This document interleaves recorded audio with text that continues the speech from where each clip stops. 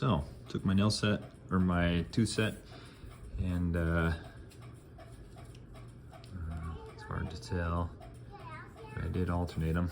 That should help with the kerf so that the blade doesn't get bound up.